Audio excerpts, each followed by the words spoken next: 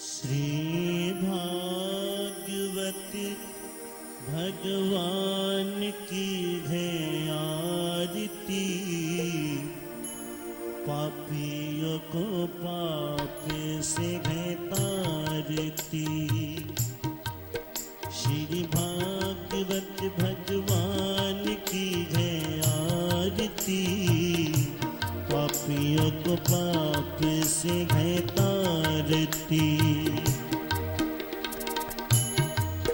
ये अमर ग्रंथ ये मुक्ति पंथ ये पंचम वेद निराला, नव ज्योति जगाने वाला। ओ नव ज्योति जगाने वाला है, नव ज्योति जगाने वाला। हरि नाम यही हरि ध्यान यही हरि नाम यही हरि ध्यान यही, जग मंगल की आरती, पापियों को पाप से है तारती। श्री भागवत भगवान की है आरती आरती, पापियों को पाप से है तारती।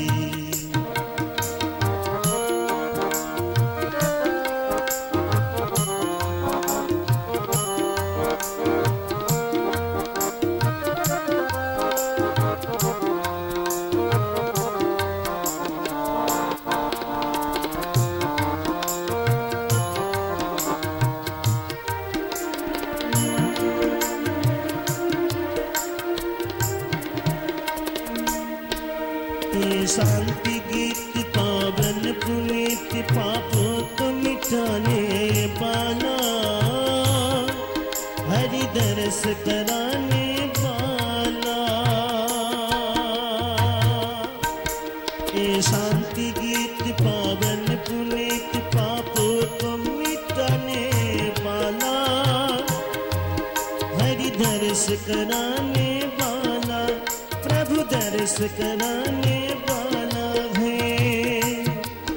ये सुख करनी ये दुख हरनी, सुख करनी ये दुख हरनी, मधुसूदन की आरती, पापियों को पाप से है तारती।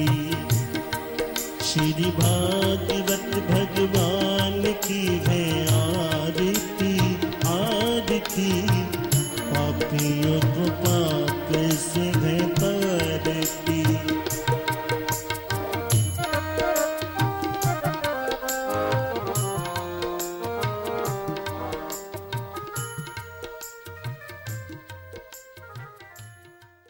আর গোবিন্দ তাই এই সৃষ্টির সর্বশ্রেষ্ঠ প্রযুক্তি দিয়ে এই মনুষ্য দেবতা সৃষ্টি করে জগতে পাঠিয়েছেন।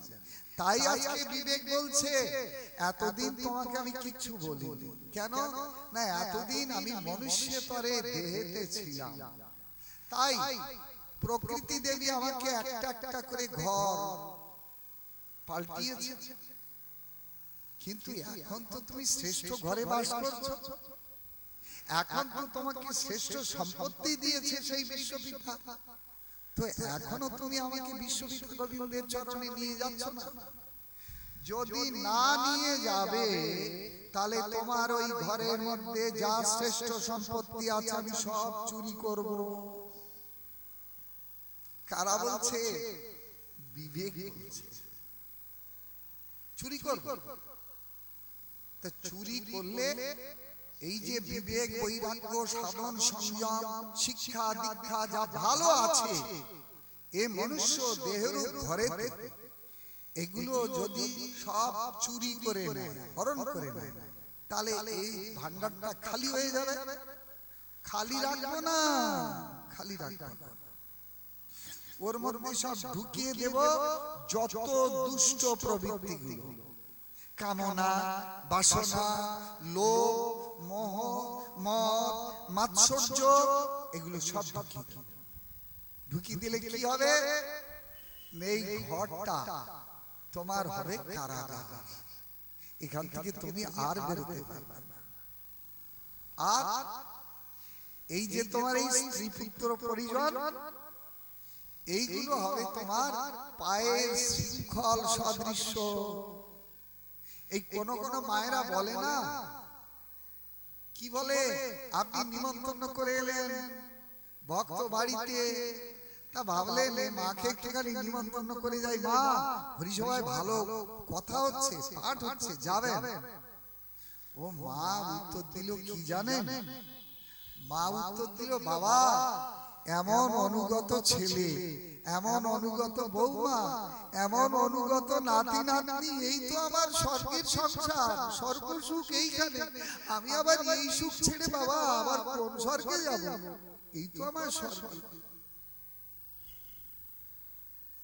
এই জগতের এইভাবে মোহগ্রস্ত জীবগুলো কৃষ্ণ বিমুখ বিষয় ভোগেতে তাদের জীবন কেটে যাচ্ছে, কত জন্ম চলে যাচ্ছে।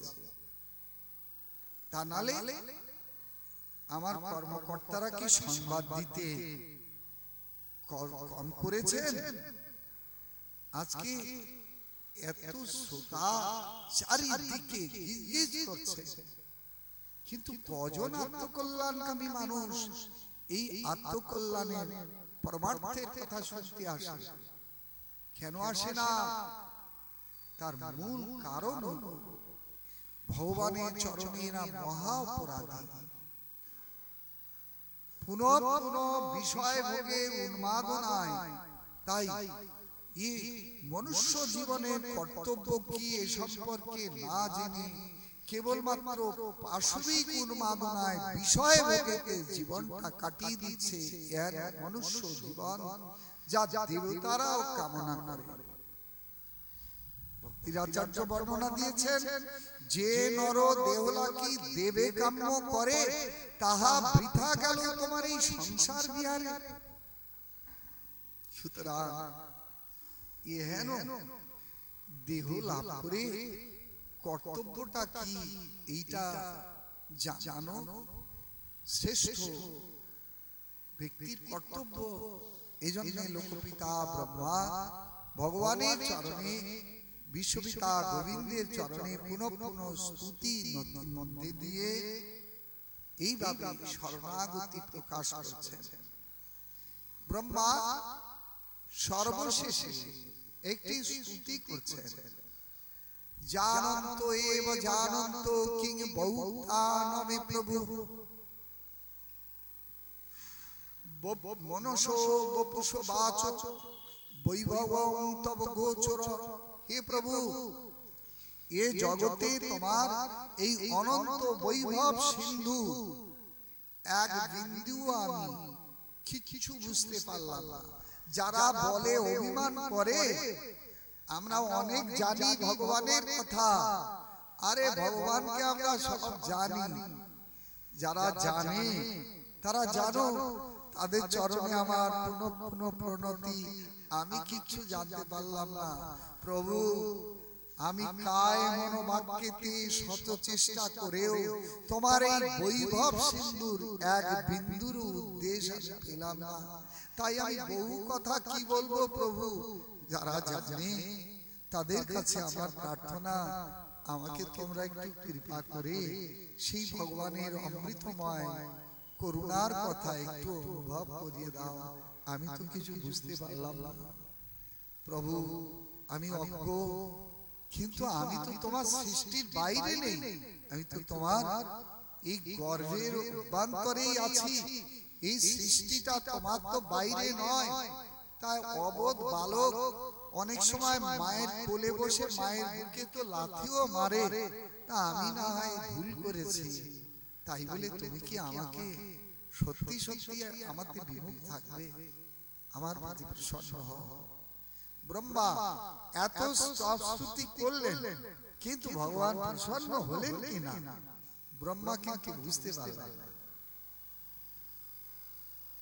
তাই ব্রহ্মা প্রভুর চরণে পুনঃ পুনঃ প্রণতি নিবেদন করে, তাই স্তুতি করে, অপরাধ স্বীকার করে, যাদেরকে হরণ করেছিল তাদেরকে ফেরত নিয়ে আসার জন্য আবার সত্যলোকে প্রত্যাবর্তন করলেন।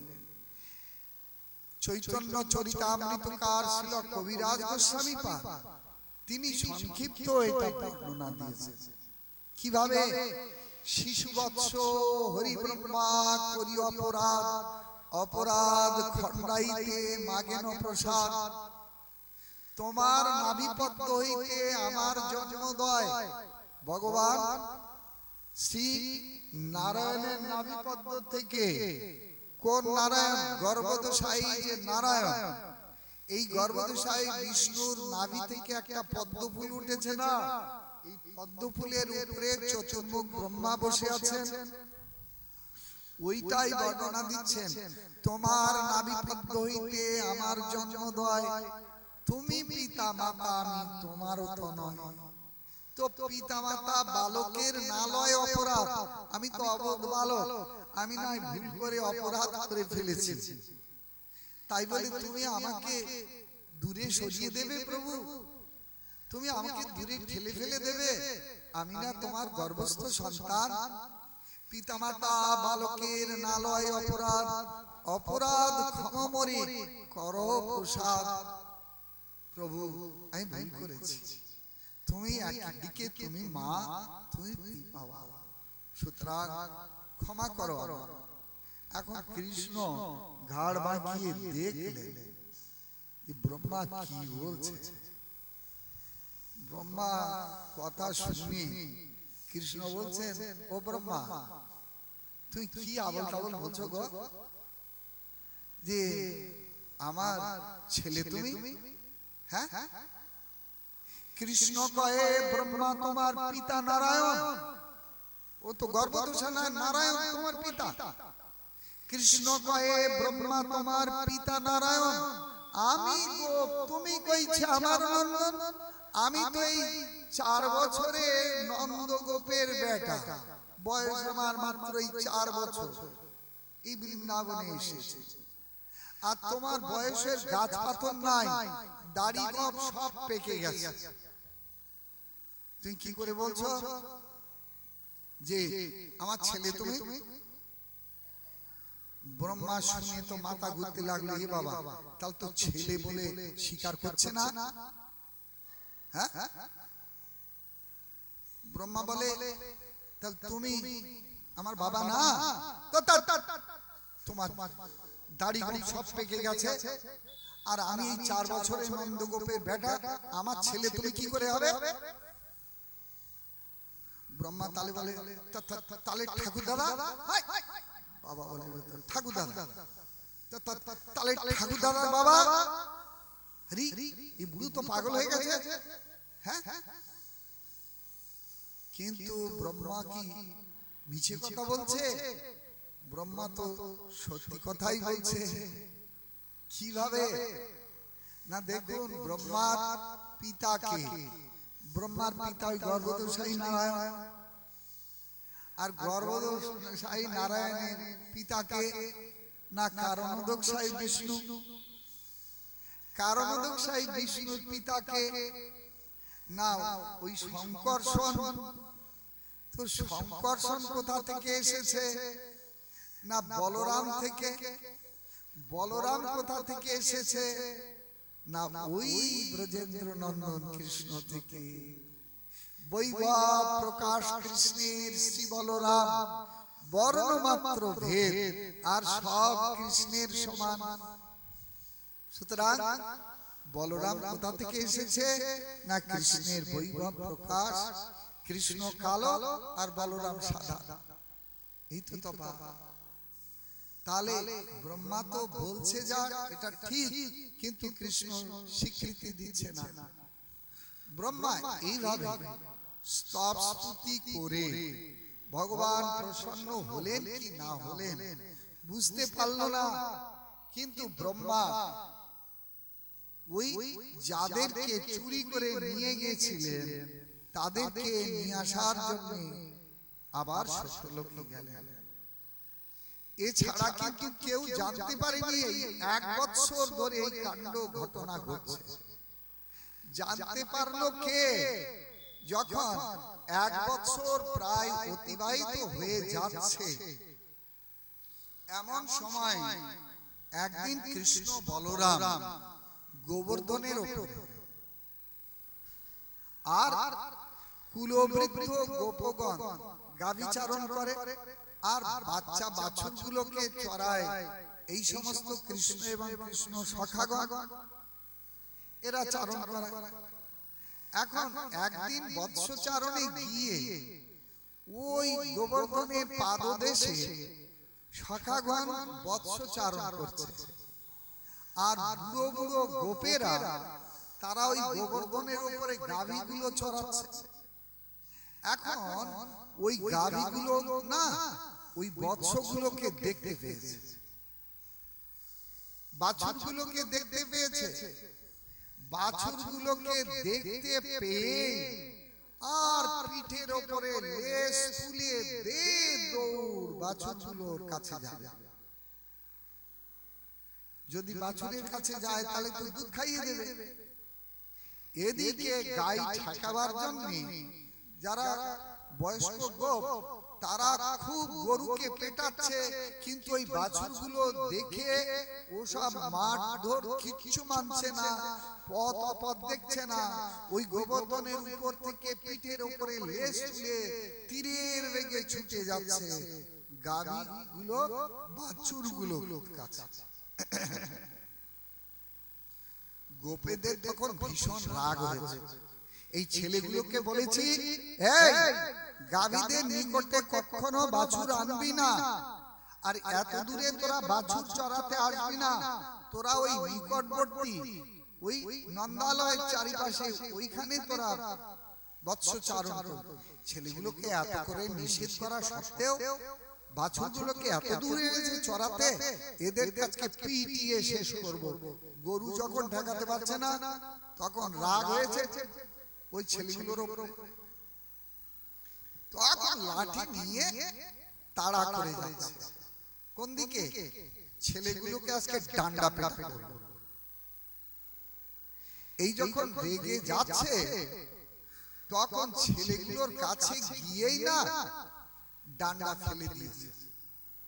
ডান্ডা ফেলে দিয়ে ছেলেগুলোকে আলিঙ্গন করে কত মুখে চুমু খাচ্ছে।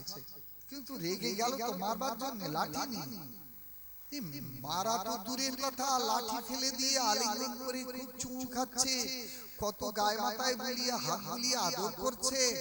আর যা বাড়ি থেকে সকালবেলা খাবার নিয়ে এসেছিল ওই খাবারগুলো ছেলেদের আবার ভালো ভালো সুস্বাদু খাবারগুলো খাওয়াচ্ছে। বলরাম দেখে চিন্তা করলো ব্যাপারটা কি হলো।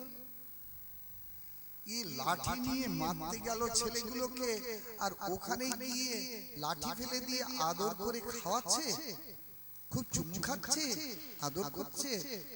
আর গাভীগুলো ওই যে পিঠের উপরে লেজ তুলে গেল বাছুরগুলোকে দেখে ওরা গিয়ে কি করছে, গাভীগুলো এই 1 বছরের পুরনো বাচ্চাগুলোকে এমন করে ছাড়ছে যেন মনে হচ্ছে ওদের চেটে গিলে খেয়ে ফেলবে বাচ্চাগুলো, আর খুব দুধ খাওয়াচ্ছে। অথচ এর পরে একটা বাচ্চা কিন্তু হয়েছে, প্রত্যেকের কোলে একটা করে নূতন বাছুর হয়েছে। পুরনো বাছুরগুলোকে এত আদর করে দুধ খাওয়াচ্ছে কেন গাভীগুলো? ব্যাপারটা কি? বলরাম গোবর্ধনের উপর থেকে ওইটা দেখছে, দেখে মনে মনে চিন্তা করছে ব্যাপারটা কি। এই বৃন্দাবনে হঠাৎ কি প্রেমের বন্যা বয়ে গেল? হ্যাঁ, প্রেম তো অনেক দেখেছি, কিন্তু এই রকম প্রেম তো দেখিনি। এই গাভীগুলো 1 বছরের পুরনো বাছুরগুলোকে এমন করে আসক্তির সঙ্গে দুধ খাওয়াচ্ছে, তাদের অঙ্গ লেহন করছে, চাটছে, মনে হয় যেন চেটে চেটে ওদের গিলে ফেলবে। আর এই গোপেরা রেগে গেল ডান্ডা নিয়ে ছেলেগুলোকে পেটাবে বলে, পরন্তু ডান্ডা ফেলে দিয়ে আদর করে আলিঙ্গন করে কত যত্ন সহকারে ভালো ভালো খাবার দাবার যা ছিল তাই খাওয়াচ্ছে। এই প্রেম তো বাবা অনেক দেখেছি, কিন্তু এই রকম প্রেম তো দেখিনি। ছেলের প্রতি পিতার বৎসের প্রতি গাভী মাতা হঠাৎ এত প্রেমের বন্যা বয়ে গেল বৃন্দাবনে। ব্যাপারটা দেখি তো, ধ্যান করে দেখে, আর সব না, কিন্তু সবগুলোর মধ্যে কৃষ্ণ মুচকি এসে আমার দিকে দাঁড়িয়ে আছে। এই রহস্য কি কারণে? এই কোন মায়া? এই বৃন্দাবনে তো অন্য কোন আসরিক মায়া প্রবেশ করবে না, অন্য কোন দেব দেবীর মায়া প্রবেশ করবে না, এই নিশ্চয়ই প্রভু কৃষ্ণের মায়া। এখন বলরাম এসে তাই কৃষ্ণকে জিজ্ঞাসা করতে লাগল, লালা সত্যি কথা বলতো, ব্যাপারটা কি? কেন দাদা? না নইতে সুরেশারিষয় ন চৈতে তমে ভাভাসিষে বিধাস্বয়পি। ওরে কানাইয়া, আমি আগে ধ্যান করতাম, আগে ধ্যান করে দেখতাম এই গাভীগুলোর মধ্যে সমস্ত ঋষিগণ, নারদাদি ঋষিগণ, সেই দণ্ডকারণ্যে ত্রেতা যুগে ঋষিগণ, তারাই এসেছে এই ব্রজলীলায় কৃষ্ণকে দুগ্ধ দানের মধ্যে দিয়ে সর্বোত্তম প্রীতির সঙ্গে সেবা করবার অভিলাষ। ঋষয়োপি তদাদেশাৎ কল্পান্তং পশুরূপিণ পয়োদানে মুখেনাপি বিষ্ণুম তর্পয়িতুম সুরাঃ। ওরে কৃষ্ণ, আমি ইতিপূর্বে জানতাম এবং দেখতাম এই সমস্ত গাভী মাতাগুলো বৃন্দাবনে যারা আছে, এরা সেই ত্রেতা যুগের দণ্ডকারণ্যের ঋষিগণ, দেবর্ষি নারদাদি, এরাই তো তোকে দুগ্ধ দানের মধ্যে দিয়ে সেবা করবে বলে এই গাভী মাতা রূপ ধারণ করে এসেছে। আর এই বাছুরগুলো, এই কি বলে তোর সখাগুলো, এই সখাগুলো তো জানতাম স্বর্গের সমস্ত দেবতা, কিন্তু ব্যাপারটা কি? এখন যেদিকে তাকাচ্ছি সকলের মধ্যে তোকে মুচকি এসে দাঁড়িয়ে থাকতে দেখছি কেন? তাহলে বুঝে দেখুন, 1 বছর এইভাবে নন্দালয়ে যাচ্ছে, সকালবেলা আবার সখাগণ সঙ্গে গোচারণে বেরোচ্ছে। এই 1 বছরের মধ্যে বলরাম সেও জানতে পারেনি যে ব্যাপারটা ঘটে গেছে। ব্রহ্মা বেটা জানবে কি করে? কৃষ্ণের যে দ্বিতীয় প্রকাশ বিগ্রহ শ্রী বলরাম, সে জানতে পারেনি, ও ব্রহ্মা জানবে কি করে? জানার কোন উপায় আছে? এই যখন জিজ্ঞাসা করলেন বলরাম, তখন কৃষ্ণ বললেন, দাদা এই রহস্য 1 বছর ধরে চলছে। সে কি? আসলগুলো কোথায়? বলে আসলগুলো ওই সত্য লোকে ব্রহ্মা বাবা গোপ বাড়ি রেখেছে, আরাম করছে সব ওখানে। এই তখন বলরাম জানলেন,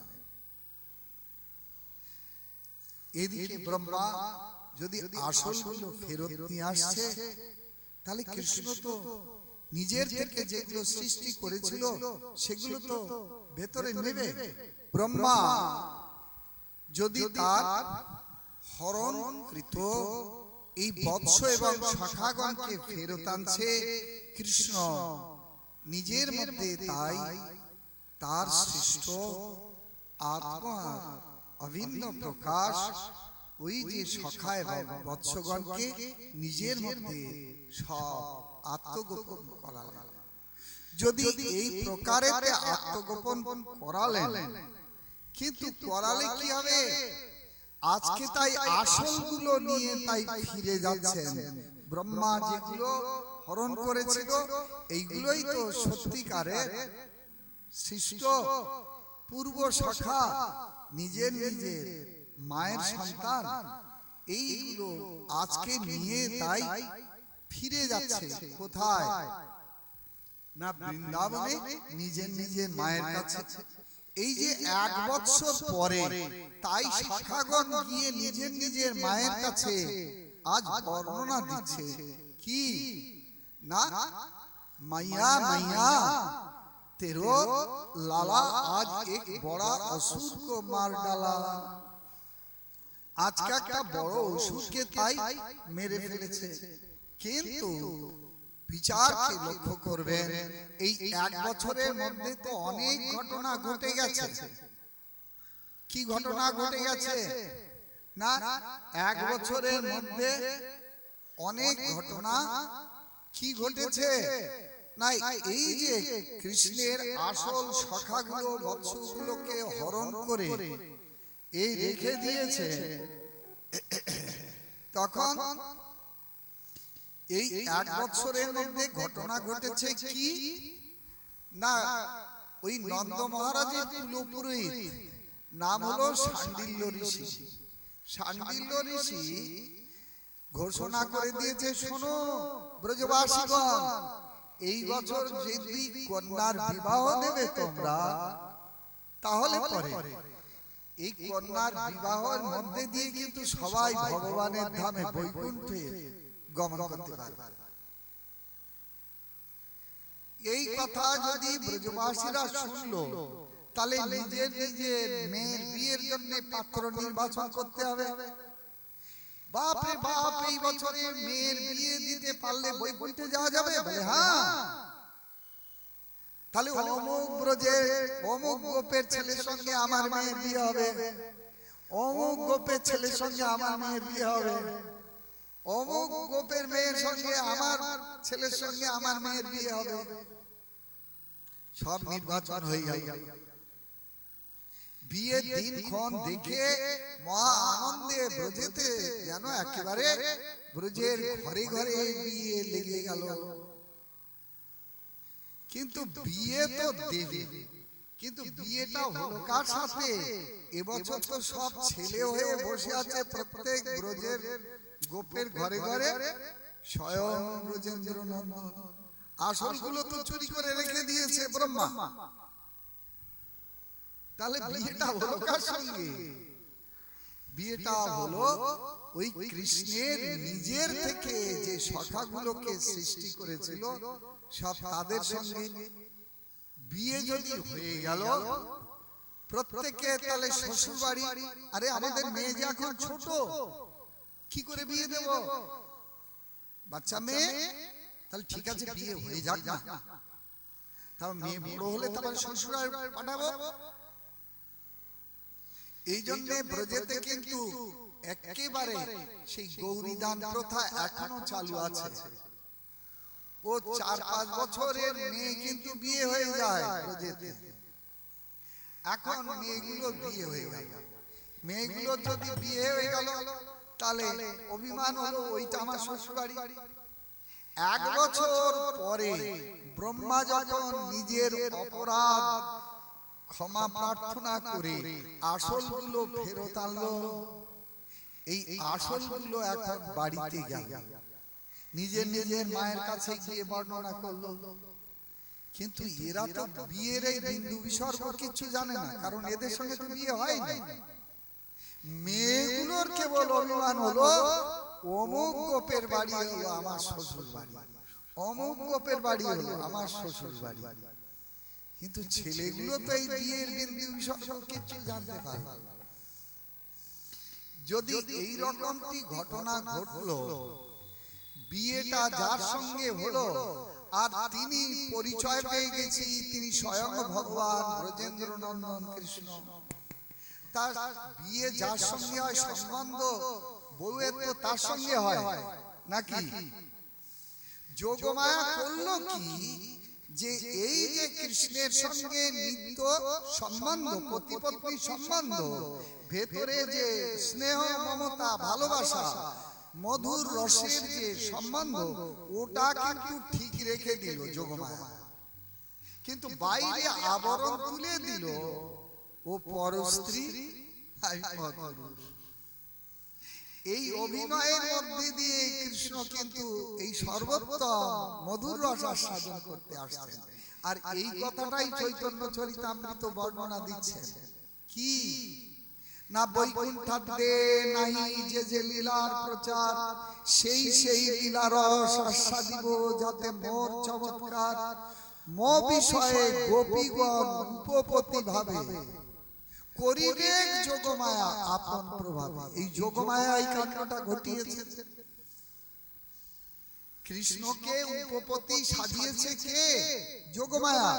কিন্তু ভগবান তো স্বকীয়া বাইরে যোগমায়ার এই আবরণ তুলে দিয়ে স্বকীয়ার মধ্যে পরকীয়া রসের আস্বাদন অনুভব করাচ্ছে কাকে? সেই সর্বেশ্বর ঈশ্বর স্বয়ং ভগবান আনন্দগণ বিগ্রহ শ্রী ব্রজেন্দ্র নন্দন কৃষ্ণকে। हो मेरी लागी शाम संग प्रीत की दुनिया क्या जाने, मेरी लागी शाम संग प्रीत की दुनिया क्या जाने, हाय रे दुनिया क्या जाने, हो रे दुनिया क्या जाने, मेरी लागी शाम संग प्रीत की दुनिया क्या जाने।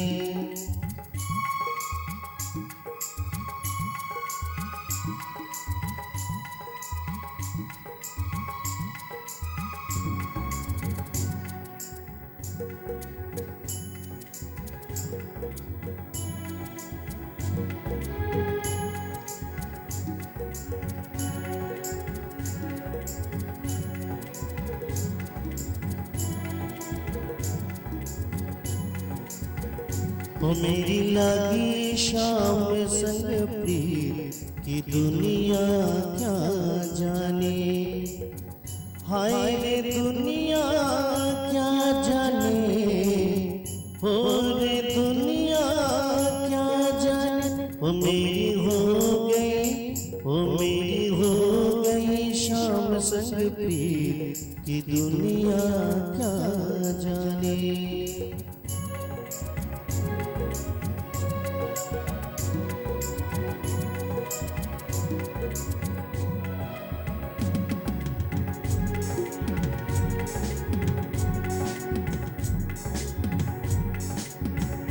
मुझे मिल गया मन का मीत की दुनिया क्या जाने, मुझे मिल गया मन का मीत की दुनिया क्या जाने। हरि बोल।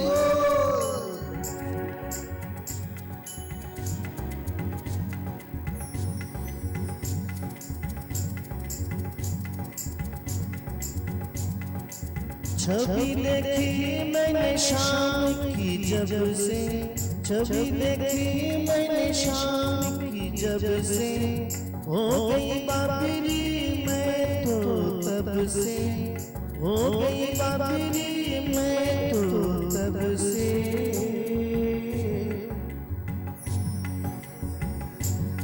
ओ मैंने छोड़ी जगदीरी की दुनिया क्या जाने, मेरी लागी शाम संग प्रीत की दुनिया क्या जाने, की दुनिया क्या जाने, की दुनिया क्या जाने। बोलिए वृंदावन बिहारी लाल की। ভগবান যখন এই প্রকারে স্বকীয়া রসের মধ্যে পরকীয়া রস আস্বাদন করতে চাইছেন, এই পরকীয়া রস আস্বাদন করবার জন্যই তিনি এই জগতে এসেছেন। আর এইটা কিন্তু সত্যি সত্যি না, ভগবান শ্রীকৃষ্ণ এসেছেন এই অভিনয়ের মধ্যে দিয়ে এই লীলা রস আস্বাদন করবার জন্য। আর অভিনয়ের ড্রেসটা পরিয়ে দিয়েছে কে? অভিনয়ের ড্রেসটা পরিয়ে দিয়েছে যোগমায়া। কাদেরকে? না কৃষ্ণ প্রেয়সীগণকে এবং স্বয়ং ভগবান কৃষ্ণকে। করিবে যোগমায়া আপন প্রভাবে আমিও না জানি তাহা না জানে গোপীগণ, দুয়ার গুনে দুয়ার নৃত্য হরে মন। ধর্ম ছাড়ি রাগে গিয়ে করয় মিলন, কবু মিলে কবু না মিলে দৈবের গঠন। তা ভগবানের উপরে আবার দৈব ঠাকুর থেকে আসে, কোন দৈব আছে ভগবানের উপরে প্রভাব বিস্তার করে? বলে ভগবান যাকে অনুমোদন দিয়েছেন সেই যোগমায়াই ভগবানকে এমনি করে লীলা রসে ডুবিয়ে রেখেছেন। তাই স্বকীয়া রসেতে যারা অপ্রাকৃত চিন্ময় গোলক বৃন্দাবনে ভগবানকে সেবা করতেন, আজকে ওদেরকে এই ভৌম বৃন্দাবনে পরকীয়া রস আস্বাদন করবার জন্য যোগমায়া পৌরোহিত্যে ওই সেই রাধা, ললিতা, বিশাখা, চিত্রা, চম্পকলতা, তুঙ্গবিদ্যা, ইন্দুরেখা, রঙ্গদেবী, সুদেবিকা, এই সমস্ত ব্রজ প্রেয়সীদের আজকে তাই স্বকীয়া রসেতে এখানে সেবা করলেও এই বৃন্দাবনে এনে এদেরকে পরস্ত্রী সাজিয়েছে। কার পরিতে না যোগমায়া করিবে যোগমায়া আপন প্রভাবে। আমিও না জানি তা না জানে গোপীগণ, আমিও জানবো না আর ওই আমার প্রেয়সী গোপীগণও তা জানবে না। দুয়ার গুনে দুয়ার নৃত্য হরে মন, দুজন দুজনের রূপ গুনে যেমন পতি পত্নীর মধ্যে একে অপরের প্রতি মধুর সম্পর্ক, ওইটা ঠিক রেখেছে যোগমায়া। আর এর পরিণাম কি হচ্ছে না নিরন্তর কৃষ্ণ সান্নিধ্য লাভের জন্য তাই তারা দিনে রাতে কৃষ্ণ দর্শন, কৃষ্ণ স্পর্শন, কৃষ্ণ গুণ শ্রবণ করবার জন্য ব্যাকুল হয়ে বন থেকে বনান্তরে, স্থান থেকে স্থানান্তরে, রাত থেকে দিন, দিন থেকে রাতে এ বিভেদ জ্ঞান তারা আজকে ভুলেই গেছে। তাই কৃষ্ণ যখন সকালবেলা এই গোচারণে বেরোয় না, এই সমস্ত পঞ্চরসের ভক্তগণ কৃষ্ণ দর্শন পিপাসায় ওই পথপ্রান্তে এসে দাঁড়ায়। সকাল হলেই শান্ত রসের ভক্তগণ কারায়রা গাভী, বৎস, বেণু, বিশাল, পাহাড়, পর্বত, বৃক্ষ আদি তরুলতা এরা কৃষ্ণ অঙ্গ স্পর্শেতে পুলকিত হয়। কৃষ্ণ দর্শনে এদের পরমানন্দ হয়।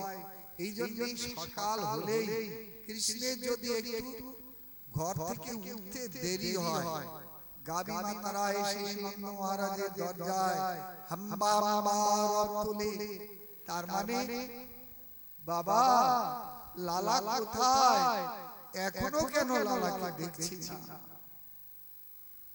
এই যে গাভী মাতারা যখন ওই নন্দরানীর কোলেতে ওই নন্দলালাকে দেখতো, তারই না প্রেমাশ্রু নির্গত হতো নয়ন যুগল থেকে। আর ব্রজগোপীগণ তারা তো রাত দিন হাহুতাশ করে। কেন? ওরে যশোদে, তোর সৌভাগ্যের সীমা নাই রে, এই বুড়ো বয়সে এত সুন্দর লালা তোর কোলে। আহা, এমন লালা যদি আমার কোলে আসতে না, আমি মন প্রাণ ভরিয়ে লালাকে সেবা করতাম। আজকে নিজের সন্তানের চাইতে আজকে কি ব্রজ গোপীগণ তাই নন্দের নন্দনকে আপন বুদ্ধিতে এত সুন্দর করে ভালোবাসে, নিজের ছেলের চাইতে আরো অধিক ভালোবাসে। কেন এই প্রীতি? মহারাজ পরীক্ষিত প্রশ্ন করছেন, গুরুদেব এই যে পরের ছেলে, এই যে কৃষ্ণ, এই কৃষ্ণেতে ব্রজগোপীগণের এত ভালোবাসা প্রীতি কি করে জন্মালো? এ তো বুঝতেই পারছি না আমি। ব্রহ্মণ পরোদ্ভবে ইয়া কৃষ্ণে, এ পরোদ্ভবে অর্থাৎ পরের ছেলে কৃষ্ণেতে এই প্রকার প্রতি ভালোবাসা যা নিজের ছেলেদের প্রতি নাই ব্রজগোপীদের, এটা কি করে হলো? এ পরোধবে ইয়ার কৃষ্ণে কথন প্রেমা সমুদ্ভবে, কি করে এই প্রেম হলো? অভূতপূর্ব স্তকেষু সদ্ভবেশ্বপিকত্বতা। বলুন বলুন গুরুদেব, এর ভেতরে রহস্যটা আমার কাছে বলুন। মহামনি সুখদেব গোস্বামী বলতে লাগলেন, মহারাজ সর্বেষামপি ভূতানাং নিপশ্যাত্মৈব বল্লভ ইতরে অভক্ত বিদ্যাত্তা তদ্বল্লভ তৈবহি। হে মহারাজ, এই জগতে প্রত্যেকটা দেহধারী জীবের কাছে আত্মাটা সবচাইতে প্রিয় হয়। জীব এটা বোঝে না, তাই সেই আত্মার প্রীতিটা দেহেতে গিয়ে পৌঁছায়, তাই না? এই জন্য পতি পুত্র এগুলো সব আত্মার সঙ্গে সম্বন্ধিত। এ পুত্রকে আত্মবৈ জায়তে পুত্র, পিতার আত্মার থেকে পুত্রের প্রকাশ ঘটে। তো যেমন বীজ থেকে বীজের উৎপত্তি হয়, তেমনি পিতার দেহ থেকে এ পুত্র দেহের সৃষ্টি হয়। পিতার আত্মা থেকে এ পুত্র জন্মায়, আত্মবৈ জায়তে পুত্র এই জন্য বলে। কিন্তু বাইরের দেহটা তো প্রিয় না। প্রিয় কতক্ষণ না বিশ্বপিতা ভগবান শ্রীহরি নিত্য অনুচেতন সত্তা যতক্ষণ পুত্রের মধ্যে আছে ততক্ষণ পুত্র প্রিয়। জগৎপতি ভগবান শ্রী গোবিন্দের নিত্য অনুচেতন সত্তা যতক্ষণ জগতের পতির মধ্যে আছে জগতের প্রতি ততক্ষণ প্রিয়। যদি একবার জগৎপতি নিত্য চেতন সত্তা পতির মধ্যে থেকে ফুট করে, তো এ জগতের পতি কার আর থাকবে পতি? তখন তো আউ আউ কান্না কাটি। আরে কাঁদো কেন? বলি কাঁদবো না, এই সাত সকালে কি সর্বনাশ হলো দেখো না। এই খেয়ে দিয়ে অফিসে বেরোবে, হঠাৎ বললো বুকে যন্ত্রণা, আর সঙ্গে সঙ্গে ডাক্তার টাইম দিল না। কাঁদবো না? তাহলে যার জন্য কাঁদছো সে তো সামনে শুয়ে আছে। তাহলে না, আসল ভেতর থেকে চলে গেছে। আসল ভেতর থেকে চলে গেছে মানে তাকে দেখেছিলে যে ভেতরে ছিল? বলে না, তো দেখিনি। তো ভেতরে যে ছিল তার সঙ্গে কথা বলেছো? না না, তা বলিনি। তাহলে যাকে দেখনি, যাকে চেনো না, যার সঙ্গে কথা বলেনি, তার জন্য কিসের কান্নাকাটি? পরন্তু যার সঙ্গে আনন্দ আহ্লাদ করেছো, এক রাত্রিও তাকে ছাড়া বিছানায় যাওনি, সেটাই সামনে রয়েছে। তাহলে না গো, আসল চলে গেছে। আসলটা কে ছিল? বলে ভেতরে যিনি ছিলেন সেই বিশ্বপতি অনুচেতন সত্তা, সেই পরমাত্মা নামেতে, সেই হলো প্রকৃত আপনজন বিশ্বপতি। এই জন্য এই জগতের পুত্র কন্যা এগুলো প্রিয় হয়, কিন্তু পরোক্ষভাবে প্রিয়, প্রত্যক্ষভাবে প্রিয় এই জগতে সেই পরমাত্মার অনুচেতন অংশ আত্মা। হে মহারাজ, আর তস্মাৎ প্রিয়তম সাত্মা সর্বেষামপি দেহিনাম তদর্থমেব সকলং জগতে তচ্চরাচরম। মহারাজ, সেই আত্মার প্রিয়তা সাধনের জন্য জগতে অনন্ত আয়োজন। এই জগৎ হলো সেই পরমাত্মার পূর্ণ অংশী বিশ্বপতি গোবিন্দের ভোগ্য বিষয়। এই জগতের ভোক্তা আপনি আমি না, এই জগতের ভোক্তা একমাত্র বিশ্বপতি গোবিন্দ। এইটা জগৎগুরু প্রভুপাদ শুনিয়েছেন। তোমার জনক ভোগের জনক কনকের দ্বারে সেবহ মাধব, কামিনীর কাম নহে তব ধাম, তাহার মালিক কেবলই জানে। সুতরাং এই জগতে ভোক্তা একমাত্র সেই সর্বেশ্বর ঈশ্বর স্বয়ং ভগবান ব্রজেন্দ্র নন্দন